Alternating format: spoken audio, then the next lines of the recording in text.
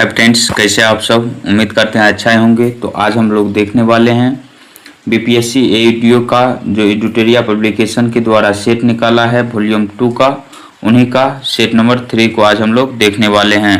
तो चलिए आज के वीडियो को शुरू करते हैं। तो आज का पहला क्वेश्चन है कि निम्नलिखित ग्रहों को घनत्व के बढ़ते क्रम में व्यवस्थित करें। तो इसका राइट आंसर जो है ऑप्शन नंबर बी सही हो जाएगा। शनि, मंगल, बुध, पृथ्वी। सबसे ज़्यादा घनत्व जो होता है वह पृथ्वी का होता है। पहला स्थान पर पृथ्वी, दूसरे नंबर पर बुध का, तीसरा नंबर पर शुक्र का, चौथा मंगल का, पांचवा नेपच्यून का, छठा बृहस्पति का, सातवां यूरेनस का और आठवां शनि का। यानी सबसे कम घनत्व जो होता है वह शनि ग्रह का है और सबसे ज़्यादा घनत्व जो है यह पृथ्वी का है। तो इसका right answer option number B सही था। अगला क्वेश्चन है कि लेब्राडोर धारा के बारे में निम्नलिखित कथनों पर विचार करें। लेब्राडोर का जो धारा है यह ठंडी समुद्री धारा है। यह उत्तरी अमेरिका के पूर्वी तट के साथ बहती है, सही दिया गया है। यह न्यूफाउंडलैंड के पास गल्फ स्ट्रीम से मिल जाती है, सही दिया गया है। इस प्रकार इसका right answer option number D सही हो जाएगा। अगला नंबर क्वेश्चन है कि ब्लैक रोलर के बारे में निम्नलिखित में से कौन सा कथन गलत है। ब्लैक रोलर जो होता है यह गर्म हवा वाला धूल होता है। गर्म हवा में धूल होती है, उसी को ब्लैक रोलर कहा जाता है। यह एक गर्म हवा है, सही दिया गया है। इसमें धूल होती है, सही दिया गया है। यह उत्तरी अफ्रीका में चलती है। यह उत्तरी अफ्रीका नहीं बल्कि उत्तरी अमेरिका में चलती है, उत्तरी अमेरिका में। तो यही गलत था, तो ऑप्शन नंबर सी इसका राइट आंसर हो जाएगा। अगला क्वेश्चन है कि कोयना नदी के बारे में निम्नलिखित कथनों पर विचार करें। कोयना नदी जो है यह पश्चिमी घाट से निकलती है और यह कृष्णा नदी की दाहिनी सहायक नदी भी है। यानी दोनों कथन इनमें सही दिया गया, ऑप्शन सी से हो जाएगा। अगला क्वेश्चन है कि निम्नलिखित में से कौन सी गहन खेती की एक मुख्य विशेषता है। गहन खेती वहां की जाती है जहां आबादी ज्यादा होता है और जमीन कम होता है, वहां गहन खेती होता है। तो गहन खेती की विशेषता क्या होती है, तो प्रति हेक्टेयर उच्च उपज होती है। ऑप्शन नंबर सी इसका राइट आंसर हो जाएगा। अगला क्वेश्चन है कि लौह अयस्क खनन के संबंध में निम्नलिखित जिलों पर विचार करें। बालाघाट में जो है मैग्नीज तथा तांबा उत्पादन के लिए ये बालाघाट प्रसिद्ध है। यहाँ 80% मैग्नीज ही होता है। कहाँ पे? बालाघाट में। शिमोगा जिला यह कर्नाटक में है। यह लौह अयस्क के लिए प्रसिद्ध है और रत्नागिरी भी लौह अयस्क खनन के लिए प्रसिद्ध है। यह रत्नागिरी जो है महाराष्ट्र के कोंकण क्षेत्र में है। तो यानी 3 और 2 ये दोनों सही है, तो ऑप्शन नंबर सी इसका राइट आंसर हो जाएगा। इसके बाद अगला क्वेश्चन है कि निम्नलिखित में से कौन सी महान झील यानी ग्रेट लेक पूरी तरह से संयुक्त राज्य अमेरिका के अंदर स्थित है। संयुक्त राज्य अमेरिका के अंदर पूरी तरीका से स्थित है मिशिगन झील। ऑप्शन नंबर सी से हो जाएगा। यह संयुक्त राज्य अमेरिका में है। और बाद बाकी ये सुपीरियर झील, ह्यूरन झील, ओंटारियो झील यह सब ग्रेट लेक है यानी महान झील है और ये सब यूएसए तथा कनाडा की सीमा पर है। अगला नंबर क्वेश्चन है कि पिग्मी मुख्य रूप से दुनिया के किस क्षेत्र में पाए जाते हैं। पिग्मी जो है यह एक प्रकार की जनजाति है और यह मध्य अफ्रीका के कांगो बेसिन में पाए जाते हैं। ऑप्शन नंबर बी से हो जाएगा। अगला क्वेश्चन है कि स्वर्ण क्रांति के बारे में नीचे दिए गए कथनों पर विचार करें। स्वर्ण क्रांति, इससे फल और सब्जियों के उत्पादन में बढ़ोतरी हुई, सही दिया गया है। इसने भारतीय कृषि के विविधीकरण में मदद की, सही है। और यह क्रांति मुख्य रूप से खाद्यान्नों से जुड़ी हुई है, मुख्य रूप से खाद्यान्न से जुड़ी हुई नहीं है। खाद्यान्न से जुड़ी हुई क्रांति हरित क्रांति है, मुख्य रूप से हरित क्रांति। तो 1 और 2 सही है, तो ऑप्शन नंबर ए इसका राइट आंसर हो जाएगा। अगला क्वेश्चन है कि नीचे दिए गए कारण कौन सही है कौन गलत है वो बताना है आपको। नागार्जुन सागर कृष्णा नदी पर बना एक बहुउद्देशीय परियोजना है, सही दिया गया है। और यह जो नागार्जुन सागर परियोजना है यह आंध्र प्रदेश और तेलंगाना की सीमा पर है। इसे मुख्य रूप से सिंचाई, बिजली उत्पादन और बाढ़ नियंत्रण के लिए बनाया गया है। सही दिया गया है, यानी ए और आर दोनों सही है और आर ए की सही व्याख्या भी कर रहा है। ऑप्शन नंबर ए सही हो जाएगा। अगला क्वेश्चन है कि एक लड़का 3 किलोमीटर पूरब की ओर चलता है, फिर 4 किलोमीटर पश्चिम की ओर। मान लीजिए एक लड़का है, यहाँ से यहाँ तक 3 किलोमीटर गया और फिर यह पूरब से पश्चिम हो गया। क्या किलोमीटर? 4 किलोमीटर। तो 3, तो यहाँ से यहाँ तक 3 था, तो 1 किलोमीटर आगे बढ़ेगा। तो यहाँ से यहाँ तक टोटल 3 गया, फिर 4 गया, तो 7 किलोमीटर कुल दूरी हो जाएगी। सही है। और विस्थापन जो है शुरुआती बिंदु एवं अंतिम बिंदु के बीच की सीधी दूरी को विस्थापन कहा जाता है। तो विस्थापन 1 किलोमीटर ही होगा।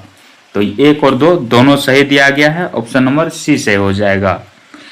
अगला क्वेश्चन है कि बल की मात्रात्मक परिभाषा गति के किस नियम से ली गई है? बल का जो मात्रात्मक परिभाषा है यह न्यूटन के दूसरे गति नियम से प्राप्त होता है। बल की परिभाषा न्यूटन के प्रथम नियम से बल की परिभाषा की जानकारी मिलती है। बल का व्यंजक यानी F बराबर ma न्यूटन के दूसरे नियम से, और न्यूटन के तीसरा नियम को क्रिया प्रतिक्रिया का नियम भी कहा जाता है। इसके बाद अगला क्वेश्चन है कि निम्नलिखित में से कौन सी स्थिति विराम के जड़त्व को सबसे अच्छी तरह दिखाती है? तो जब बस अचानक चलना शुरू होती है तो यात्री पीछे की ओर झुक जाता है। यह किसका नियम है? तो जड़त्व का। ऑप्शन नंबर ए इसका राइट आंसर हो जाएगा। अगला क्वेश्चन है कि निम्नलिखित कथनों पर विचार करें। यदि कोई कुली अपने सिर पर बोझ लेकर समतल सड़क पर चलता है तो गुरुत्वाकर्षण बल द्वारा किया गया कार्य शून्य होगा। सही दिया गया है। किया गया कार्य केवल बल पर निर्भर करता है, विस्थापन पर नहीं। कार्य जो है यह बल तथा विस्थापन दोनों पर निर्भर करता है। तो यह गलत है और ए सही है। तो ऑप्शन नंबर ए इसका राइट आंसर हो जाएगा। अगला क्वेश्चन है मिलान करने वाला। जल विद्युत जो है यह गिरते पानी से प्राप्त ऊर्जा को जल विद्युत ऊर्जा कह सकते हैं। गतिज ऊर्जा, गति की ऊर्जा को गतिज ऊर्जा। स्थितिज ऊर्जा, स्थिति के कारण उत्पन्न ऊर्जा जो होता है वह स्थितिज ऊर्जा होता है। तो इस प्रकार इसका राइट आंसर जो है ऑप्शन नंबर ए सही हो जाएगा।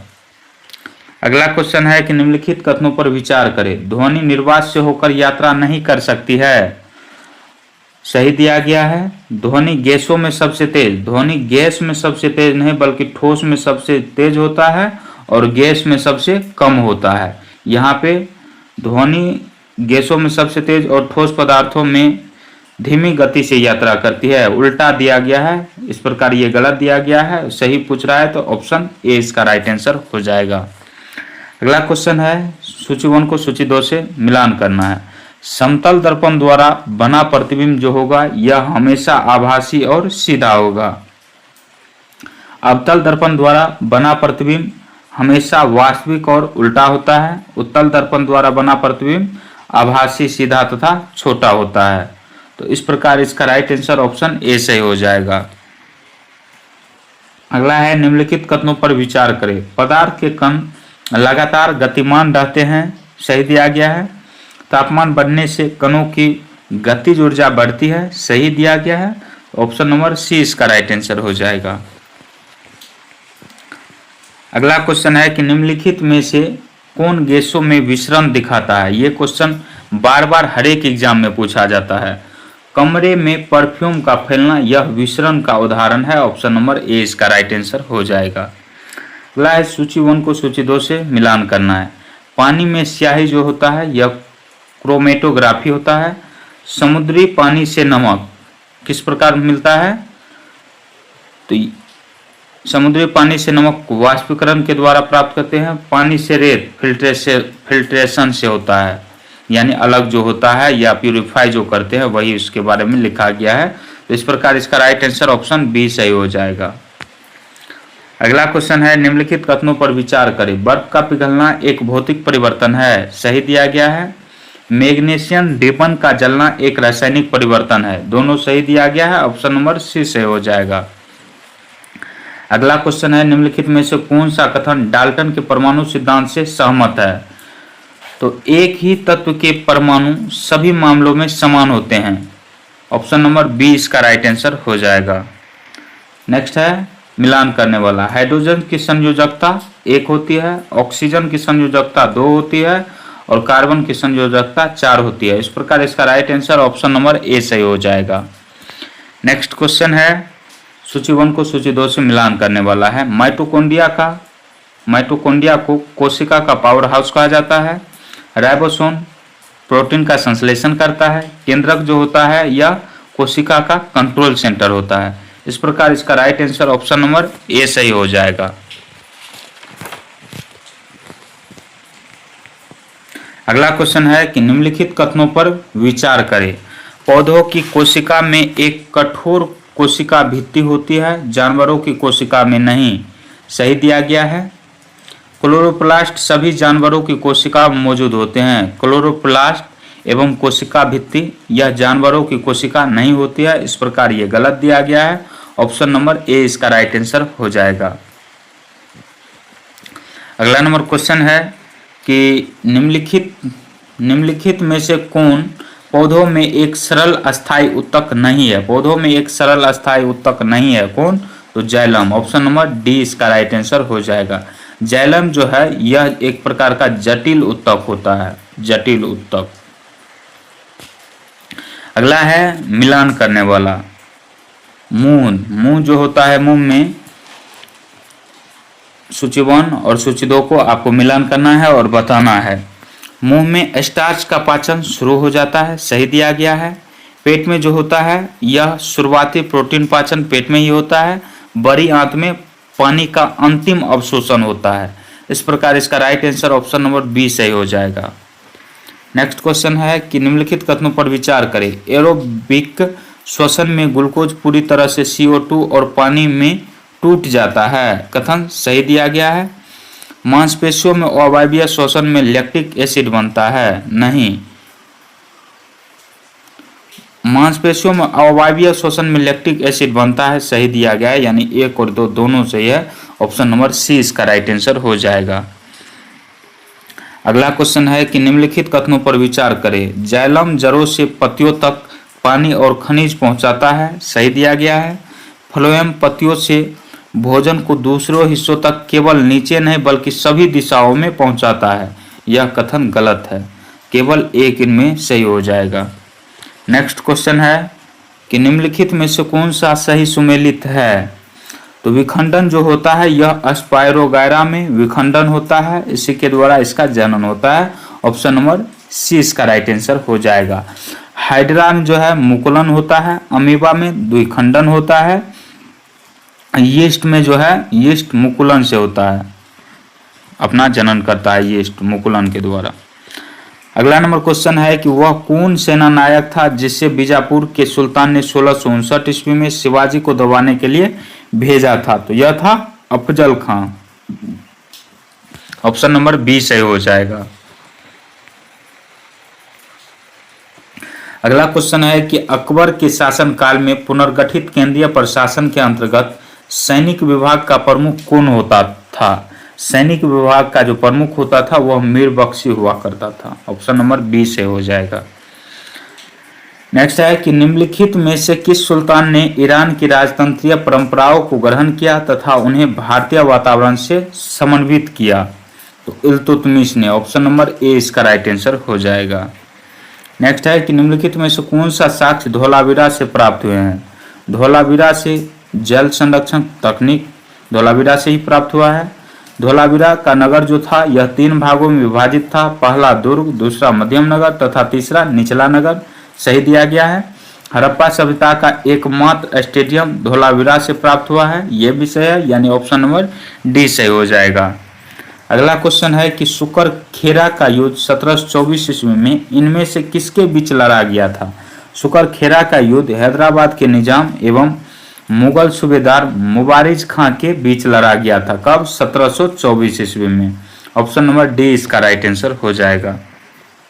अगला है कि निम्न में से किस सिख गुरु के द्वारा सिखों में पाहुल प्रथा की शुरुआत हुई। पाहुल की प्रथा की शुरुआत किसने की थी? तो गुरु गोविंद सिंह ने। ऑप्शन नंबर डी से हो जाएगा। किस साल डेनिश ईस्ट इंडिया कंपनी ने सभी ट्रेडिंग अधिकार और प्रॉपर्टी ब्रिटिश लोगों को सौंप दिए और देश छोड़ दिया? कब? तो 1868 ईस्वी में। ऑप्शन नंबर डी इसका राइट आंसर हो जाएगा। अगला क्वेश्चन है कि निम्न में से कौन सी अस्थायी बंदोबस्त की विशेषता नहीं है? तो इसका right answer option number B से हो जाएगा। अस्थायी बंदोबस्त ने कृषकों के प्रथागत दखल अधिकार को ध्यान में बनाए रखा, नहीं इसे अनदेखा कर दिया था, यानी नजरअंदाज कर दिया था।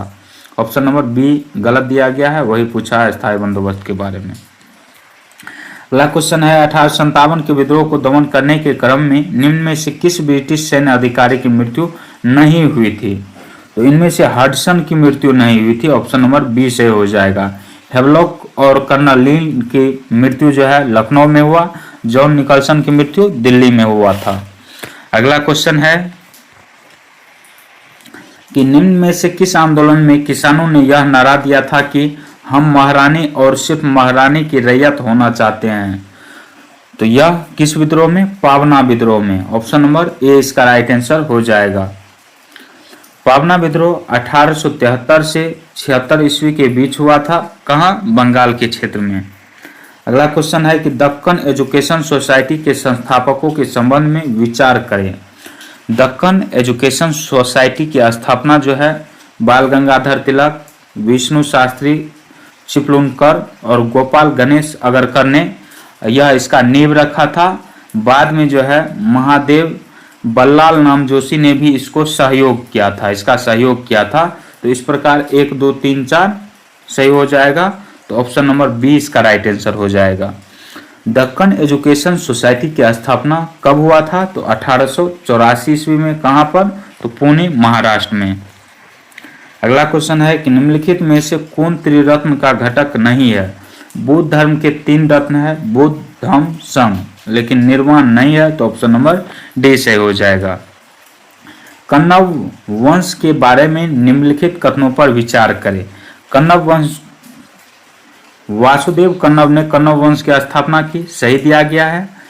कण्व ने शुंग शासकों की जगह ली। शुंग वंश को पराजित करके वासुदेव कण्व ने कण्व वंश की स्थापना किया था। कण्व वंश ने 200 से ज्यादा सालों तक शासन किया। कण्व वंश जो है यह 45 साल तक ही शासन किया था। तो इस प्रकार 1 और 2 दोनों सही है, सही पूछा गया है। तो ऑप्शन नंबर सी सही हो जाएगा। अगला क्वेश्चन है कि निम्नलिखित में से किस कारण से भारत में 20वीं शताब्दी के आरंभ में नील की खेती का ह्रास हुआ? तो इसका right answer option number A से हो जाएगा। नई खोजों के कारण विश्व बाजार में इसका अलाभकर होना। ऑप्शन नंबर ए से हो जाएगा।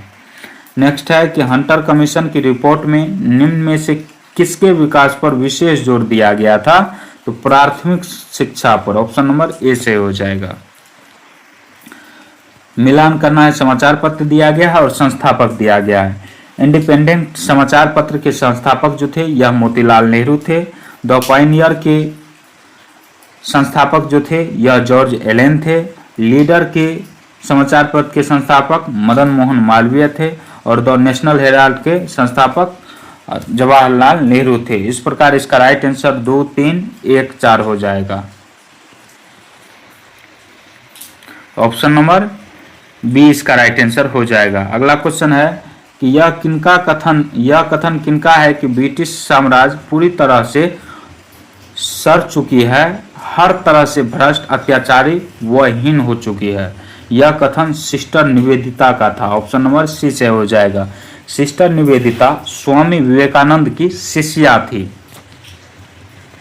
अगला क्वेश्चन है कि निम्न में से किस एक संस्था ने 1875 में हाउस ऑफ कॉमन्स में एक याचिका प्रस्तुत करते हुए ब्रिटिश संसद में भारत के प्रत्यक्ष प्रतिनिधित्व की मांग की थी? तो पूना सार्वजनिक सभा ने। ऑप्शन नंबर बी इसका राइट आंसर हो जाएगा। अगला क्वेश्चन है कि निम्न में से किसने गांधी जी को सावधान किया था कि मुस्लिम धार्मिक नेताओं और उनके अनुयायियों के कट्टरपन को प्रोत्साहित न करे? यह किसने गांधी जी को सावधान किया था? तो मोहम्मद अली जिन्ना ने। ऑप्शन नंबर डी इसका राइट आंसर हो जाएगा। अगला क्वेश्चन है कि 19वीं शताब्दी के मध्य भारतीय राष्ट्रवाद भ्रूणावस्था में थी। इस तथ्य को मानने वाले इतिहासकार निम्न में से कौन थे? तो यह थे एस.एन. सेन तथा R C. Majumdar. Option number B सही हो जाएगा। अगला क्वेश्चन है, निम्नलिखित कथनों पर विचार करें। भाग 4 में जो है राज्य के नीति निर्देशक तत्व है, सही दिया गया है। भाग 4 के 1 में मौलिक कर्तव्य है, ये भी सही है। भाग 5 में राज्य सरकार नहीं बल्कि भाग 5 में जो है यह संघ के बारे में चर्चा है, अनुच्छेद 52 से 151 तक। अगला क्वेश्चन है कि निम्न कथनों पर विचार करें। कोई व्यक्ति राज्यसभा का सदस्य होने पर भी प्रधानमंत्री बन सकता है, सही दिया गया है। संविधान के अनुसार प्रधानमंत्री को केवल लोकसभा का सदस्य होना चाहिए, नहीं। संविधान के अनुसार प्रधानमंत्री राज्यसभा से भी बने हैं। राज्यसभा सदस्य जो प्रधानमंत्री बने वह इंदिरा गांधी थी, इसके बाद एच.डी. देवगौड़ा थे और आई.के. गुजराल साहब थे और डॉक्टर मनमोहन सिंह थे। ये 4 प्रधानमंत्री ऐसे बने जो राज्यसभा के सदस्य थे, तो केवल एक इनमें सही है। अगला क्वेश्चन है कि लेखानुदान का क्या मतलब है? लेखानुदान का क्या मतलब होता है? तो लेखानुदान जो होता है यह सरकारी खर्चों को पूरा करने के लिए एक अस्थायी मंजूरी होती है। ऑप्शन नंबर बी सही हो जाएगा। नेक्स्ट है कि राज्य विधान परिषद के संबंध में निम्नलिखित में से कौन सा गलत है? राज्य विधान परिषद के रूप में कौन गलत है? तो इसका right answer option number C से हो जाएगा। यह सदस्यों को सीधे लोगों द्वारा चुना जाता है, नहीं। सदस्यों को जो है अप्रत्यक्ष रूप से चुना जाता है या मनोनीत भी किया जाता है, तो इस प्रकार ये गलत है, तो ऑप्शन नंबर सी से हो जाएगा। अंतर राज्य परिषद से संबंधित प्रावधान संविधान के किस अनुच्छेद में है? तो अनुच्छेद 263 में है। ऑप्शन नंबर बी से हो जाएगा। नेक्स्ट है कि 91वां संविधान संशोधन अधिनियम 2003 किससे संबंधित है? तो यह दल बदल विरोधी अधिनियम और मंत्री परिषद के आकार को सीमित करना, इन दोनों से संबंधित है। ऑप्शन नंबर डी इसका राइट आंसर हो जाएगा। सहकारी संघवाद का संबंध 73वां 74वां संविधान संशोधन से है। अगला नंबर क्वेश्चन है कि भारतीय संविधान की एकात्मक विशेषताओं के संबंध में निम्नलिखित कथनों पर विचार करें। तो संविधान एकल नागरिकता का प्रावधान करता है, सही दिया गया है। राज्यों को संघ से अलग होने का अधिकार है, नहीं है अधिकार। कुछ स्थितियों में केंद्र के पास सर्वोच्च शक्तियां हैं, सही दिया गया है। 1 और 3 दोनों से है। ऑप्शन नंबर ए से हो जाएगा। नेक्स्ट है कि लोकपाल और लोकायुक्त अधिनियम कब लागू किया गया था? तो 2014 ईस्वी में। अगला है कि निम्नलिखित में से किस संसदीय समिति की अध्यक्षता लोकसभा अध्यक्ष करते हैं? तो नियम समिति की अध्यक्षता लोकसभा अध्यक्ष करते हैं। ऑप्शन नंबर डी से हो जाएगा। अगला है कि मौलिक अधिकार उप समिति के अध्यक्ष कौन थे? तो जे.बी. कृपलानी थे। ऑप्शन नंबर बी से हो जाएगा। भारत की राष्ट्रीय आय का सबसे बड़ा भाग निम्न में से किससे प्राप्त होता है? तो तृतीयक सेक्टर से। ऑप्शन नंबर सी से हो जाएगा। तृतीयक सेक्टर यानी तीसरा क्षेत्र को सेवा क्षेत्र कहा जाता है और इसका योगदान भारतीय राष्ट्रीय आय में 53 से 55% तक है। प्राथमिक सेक्टर का यानी प्राथमिक क्षेत्र का भारत की राष्ट्रीय आय में योगदान 16 से 20% है और द्वितीयक क्षेत्र का राष्ट्रीय आय में योगदान जो है 25 से 31% तक है। अगला नंबर क्वेश्चन है कि निम्नलिखित में से मूल्यह्रास किसके बराबर होता है? मूल्यह्रास जो है यह सकल राष्ट्रीय उत्पाद में से निव्वल राष्ट्रीय आय को उत्पाद को घटाएंगे तो हमें मूल्यह्रास प्राप्त हो जाएगा। ऑप्शन नंबर डी से हो जाएगा। अगला क्वेश्चन है कि अंतर्राष्ट्रीय व्यापार में डंपिंग का क्या अर्थ है? अंतर्राष्ट्रीय व्यापार में डंपिंग जो होता है यह वास्तविक उत्पादन लागत से कम दाम पर माल का निर्यात होना डंपिंग कहलाता है। ऑप्शन नंबर सी से हो जाएगा।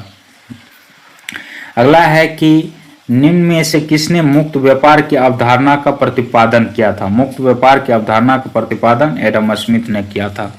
भारत की पहली औद्योगिक नीति कब बनाई गई थी? तो 1948 ईस्वी में। इसके बाद अगला क्वेश्चन है कि केंद्रीय बजट 2025-26 के तहत दाल आत्मनिर्भरता मिशन का उद्देश्य किन दालों पर है? तो इनका जो उद्देश्य था तो यह अरहर दाल पर था, उड़द पर था और मसूर दाल पर था, यानी 2, 4, 5। ऑप्शन नंबर सी इसका राइट आंसर हो जाएगा। अगला क्वेश्चन है कि भारत में जारी आर्थिक सर्वेक्षण 2024-25 के अनुसार सीमेंट उत्पादन में भारत का स्थान विश्व में क्या है? सीमेंट उत्पादन में भारत का स्थान जो है यह दूसरा है। ऑप्शन नंबर बी इसका राइट आंसर हो जाएगा। नेक्स्ट है कि वैश्विक भूखमरी सूचकांक निम्नलिखित में से कौन जारी करता है? तो यह कंसर्न वर्ल्ड वाइड और वर्ल्ड हंगर हेल्प करता है। ऑप्शन नंबर सी इसका राइट आंसर हो जाएगा। वैश्विक भूखमरी सूचकांक में भारत का स्थान वर्तमान में 102वां है। अगला क्वेश्चन है कि बिहार में 1857 का विद्रोह जिस गांव से शुरू हुआ वह माना जाता है। यह 1857 का विद्रोह रोहिणी से शुरू हुआ था। कब? 1857 ईस्वी में ही। रोहिणी कहाँ पड़ता है? यह देवघर जिला में, और देवघर वर्तमान में कहाँ है? तो झारखंड में है। और यह 1857 में बिहार झारखंड एक ही हुआ करता था।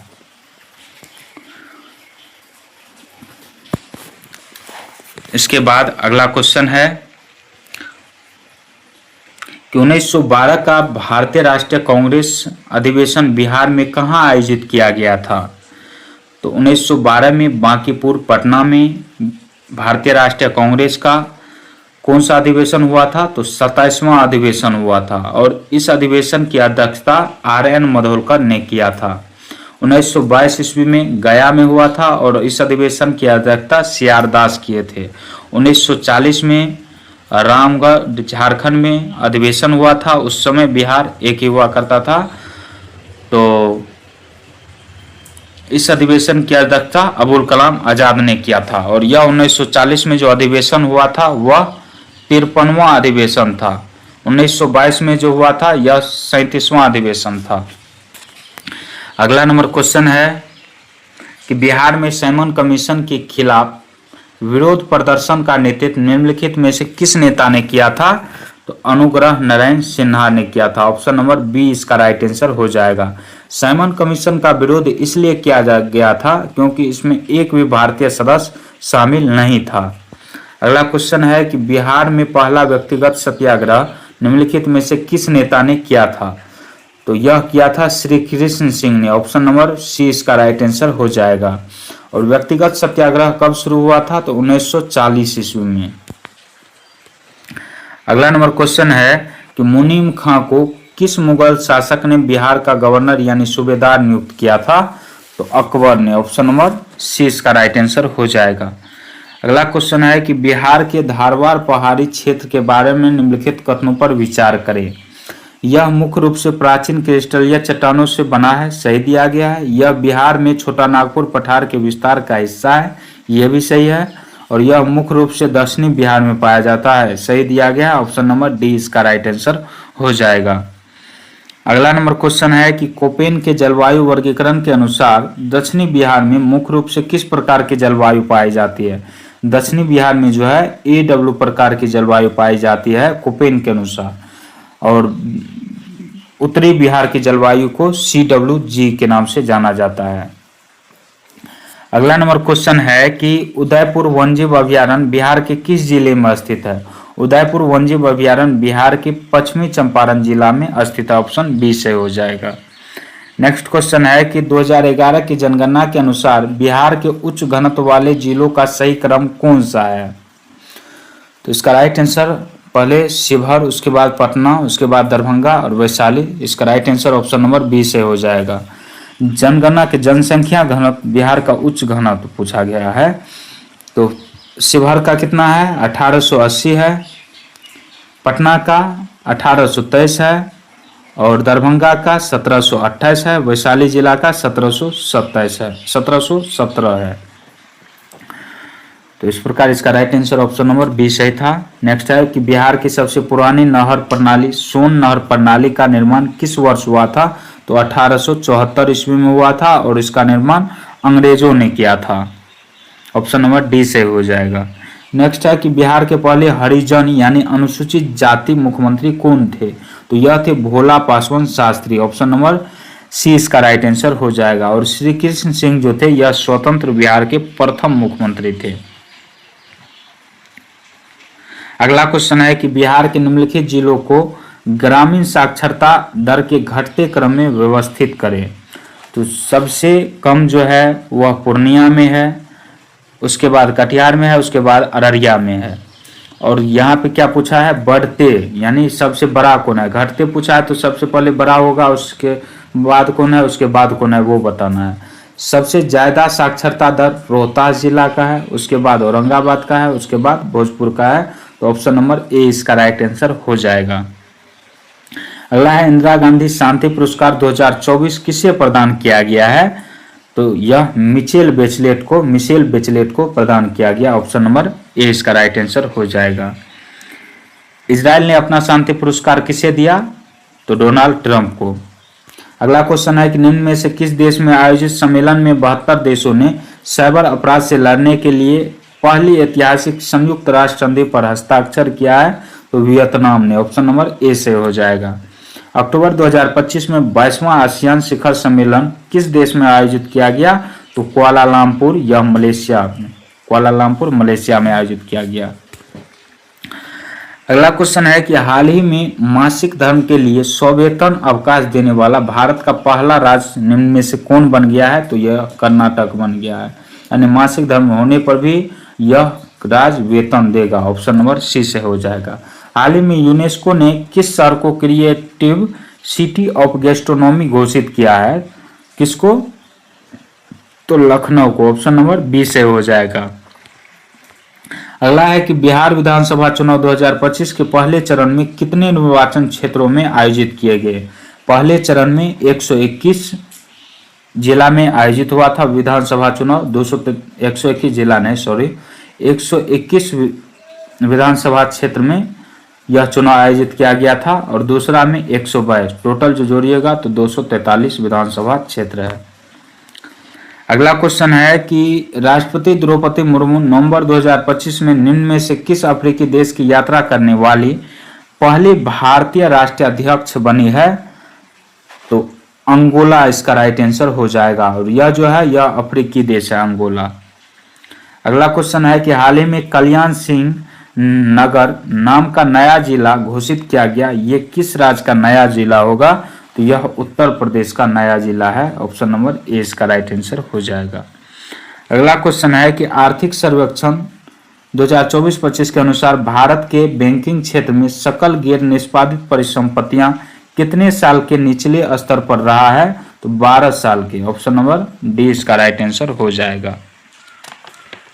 इसके बाद अगला क्वेश्चन है कि वित्त वर्ष 2025 में भारत का विदेशी प्रत्यक्ष निवेश यानी एफडीआई प्रवाह सालाना आधार पर कितने प्रतिशत की वृद्धि के साथ 55.6 बिलियन अमेरिकी डॉलर हो गया है, तो 17.9%। ऑप्शन नंबर सी से हो जाएगा। अगला क्वेश्चन है कि गणतंत्र दिवस परेड 2025 में कौन सा संस्थान अपने 150 वर्ष पूरे होने के उपलक्ष्य में पहली बार झांकी प्रदर्शित की है, तो भारत मौसम विज्ञान विभाग ने। ऑप्शन नंबर बी इसका राइट आंसर हो जाएगा, भारतीय मौसम विज्ञान विभाग ने। अगला नंबर क्वेश्चन है कि डॉक्टर के एस चौहान द्वारा लिखी गई पुस्तक parliament powers function and privilege का विमोचन निम्न में से किसके द्वारा किया गया, तो जगदीप धनखड़ के द्वारा। ऑप्शन ए से हो जाएगा। हाल ही में निम्न में से किस देश ने दुनिया का सबसे शक्तिशाली हाइड्रोजन ट्रेन इंजन विकसित किया है, किस देश ने, तो अपना देश भारत ने। ऑप्शन नंबर ए से हो जाएगा। अगला क्वेश्चन है कि निम्न में से किस अंतरिक्ष एजेंसी द्वारा Interstellar mapping and acceleration probe mission launch किया गया है, तो किसके द्वारा, नासा के द्वारा। ऑप्शन नंबर बी से हो जाएगा। सितंबर 2025 में स्वयं सहायता समूह के लिए पहचान पत्र जारी करने वाला पहला राज्य कौन बन गया है, तो तमिलनाडु। ऑप्शन नंबर डी से हो जाएगा। इसके बाद अगला क्वेश्चन है कि चर्चा में रही स्वामित्व योजना का संबंध निम्न में से किस मंत्रालय से है, तो इसका संबंध पंचायती राज मंत्रालय से है। ऑप्शन ए से हो जाएगा। बिहार राज्य का पहला परमाणु ऊर्जा संयंत्र निम्न में से किस जिले में स्थापित किया जाएगा, तो नवादा जिला, नवादा जिला के रजौली में। ऑप्शन बी से हो जाएगा।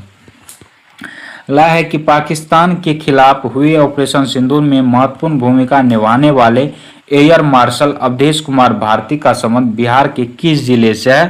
तो बिहार के पूर्णिया जिले से है। ऑप्शन नंबर डी इसका राइट आंसर हो जाएगा। नेक्स्ट है कि राष्ट्रपति द्रौपदी मुर्मू ने कुल 139 विशिष्ट व्यक्तियों को पद्म पुरस्कार 2025 प्रदान किया। इनमें से बिहार के कुल कितने व्यक्तियों को पद्म विभूषण मिला है? पद्म विभूषण सबसे बड़ा होता है, उसके बाद पद्म भूषण होता है और उससे नीचे पद्मश्री होता है। तो यह बिहार के एक व्यक्तियों को मिला है। ऑप्शन नंबर ए इसका राइट आंसर हो जाएगा। और बिहार में पद्म पुरस्कार कितने व्यक्ति को मिला, ये आप कमेंट में जरूर बताइएगा। अगला क्वेश्चन है कि हाल ही में मुख्यमंत्री श्री नीतीश कुमार ने बिहार युवा आयोग की स्थापना को मंजूरी दी है। इसमें अध्यक्ष, उपाध्यक्ष सहित कुल कितने सदस्य होंगे? तो कुल 10 सदस्य होंगे। ऑप्शन नंबर बी इसका राइट आंसर हो जाएगा।